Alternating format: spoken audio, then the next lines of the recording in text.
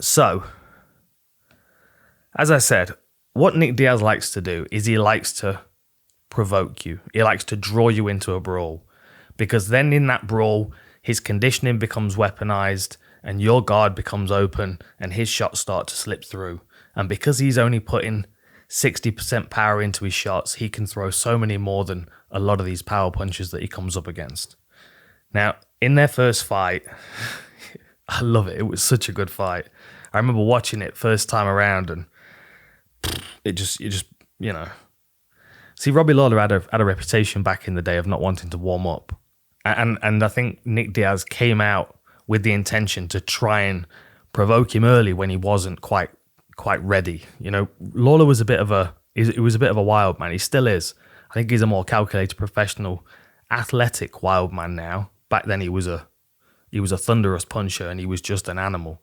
You'll see it in this moment here. So Diaz comes forward, he slaps him open hand around the face, pow, and Robbie Lawler steps back and grins.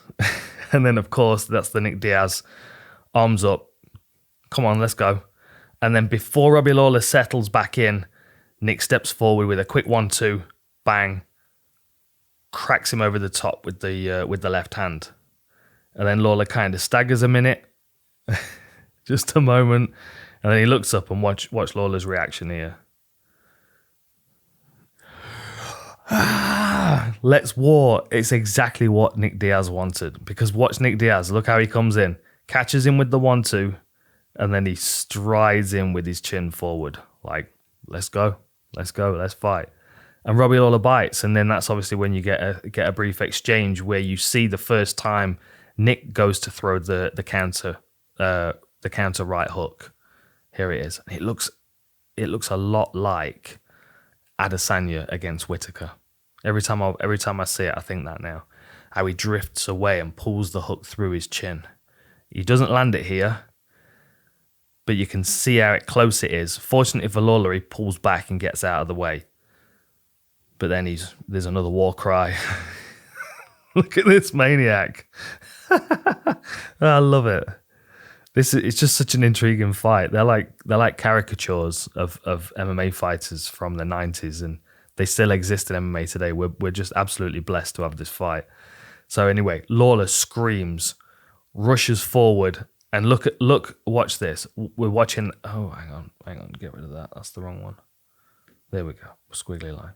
We're watching this hand of Diaz, how he hangs that right hook and he keeps pumping it. He keeps priming it like he's going to crack Robbie Lawler if he rushes in too fast. There it is, look.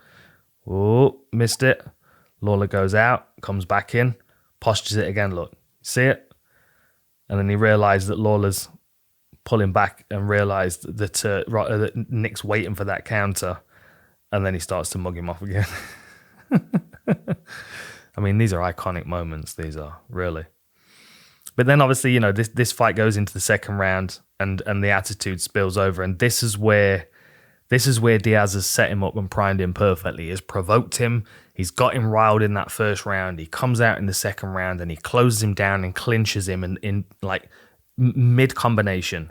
And as he steps into the clinch, he's already stepping out to cover, ready for Robbie Lawler's right hook.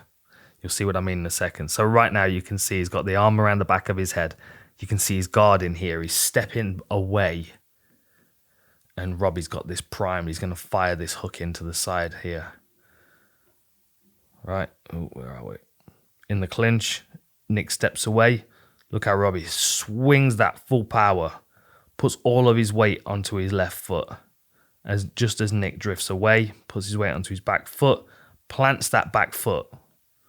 Watch this. This is what we're watching here. Watch how he just rocks back onto that. Plants it strong.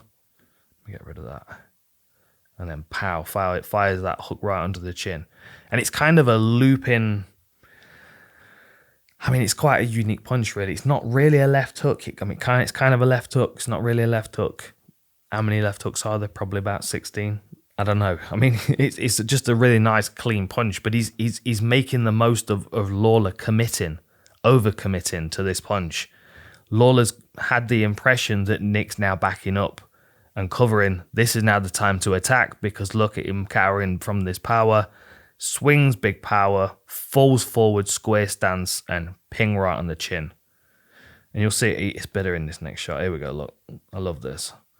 So look, here's Robbie. Look, so Nick's tied up this lead hand. He's braced that lead hand. So first of all, he knows that hand's not going anywhere without breaking that grip.